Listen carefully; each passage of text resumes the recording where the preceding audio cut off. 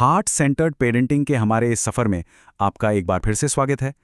आज हम एक बहुत ही ज़रूरी और कह सकते हैं मुश्किल पल के बारे में बात करने वाले हैं। वो पल जब गुस्सा हावी होने लगता है और हम देखेंगे कि उन पलों को कैसे संभाला जाए।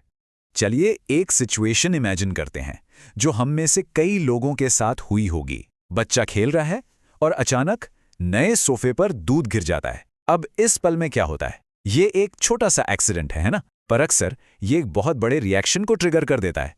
तो सवाल ये उठता है कि ऐसे पलों में हम कैसे रिएक्ट करें। इसका जवाब पता है, एक बहुत ही पुरानी, एक प्राचीन कहानी में छिपा है, जिसका सबक आज भी उतना ही काम का है। ये कहानी एक बूढ़े चेरोकी सरदार की है जो अपने पोते को बताते हैं कि उनके अंदर एक बहुत बड़ी लड़ाई चल रही है। और सच तो ये है कि ये लड़ाई सिर्फ उनके अंदर नहीं, ये हम सबके अंदर हर दिन हर पल चलती रहती है। तो ये लड़ाई है दो भेड़ियों की। एक भेड़िया गुस्से का, ईर्ष्या का, पछतावे का प्रतीक है, वो सारी नेगेटिव फीलिंग्स। और दूसरा भेड़िया है शांति का, प्रेम का, दया का, यानी सारी पॉजिटिव फीलिंग्स का। ये सुनकर पोता बड़ा हैरान होता और पूछता है, दादाजी तो फिर कौन सा भेड़िया जीतेगा? और यही वो सवाल है जिसमें इस पूरी कहानी का और शायद हमारी पेरेंटिंग का भी सार छिपा है। सरदार का जवाब बहुत सीधा और गहरा था। वो कहते हैं, जिसे तुम खिलाओगे, बस यही। इसका मतलब क्या हुआ? इसका मतलब ये कि कंट्रोल हमारे हाथ में है। हम चुनते हैं कि हम अपने अंदर की किस आवाज को, किस भावना को ज्यादा ताकतवर बनाते हैं। तो चलिए अब इस कहानी को वापस उस सोफे पर गिरे दूध वाले सीन पर लेकर चलते हैं। अब इस कहानी की रोशनी में उस सिचुएशन को देखें तो हमारे पास कौन सा भेड़िया है जिसे हम खिला सकते हैं? उस पल में जब गुस्सा आ रहा हो तो एक पेरेंट के तौर पर हमारे पास चॉइस है। हम गुस्से वाले भेड़िए को रिएक्ट करने दें या फिर शांति वाले भेड़िए को चुनें। और देखिए, ये अच्छा पेरेंट या बुरा पेरेंट होने के बारे में नहीं है, बिल्कुल नहीं।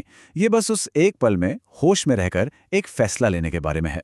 ठीक है, ये सुनने में तो बहुत अच्छा लगता है कि शांति वाले भेड़िए को चुनो, पर असल में उस पल में करें क्या? अच्छी बात यह है कि इसके लिए एक बहुत ही प्रैक्टिकल, बहुत ही सिंपल टूल है जिसे 3 सांसों की क्रिया कहते हैं। ये एक 3 स्टेप एक्शन है, बहुत आसान। पहला, अपनी फीलिंग को पहचानकर उसे नाम दें। दूसरा, एक छोटा सा पॉज लें। और तीसरा, फिर प्रॉब्लम को एड्रेस करें। ये 3 स्टेप्स हमें उस गुस्से के तूफान से बाहर निकालकर शांति की ओर ले जाते हैं। तो उस सिचुएशन में चिल्लाने के बजाय हम कह सकते हैं, अरे मुझे इस गंदगी पर बहुत गुस्सा आ रहा है, रुको, इसे साफ करने से पहले मैं 3 गहरी सांस लेता हूं। देखिए कितना सिंपल है।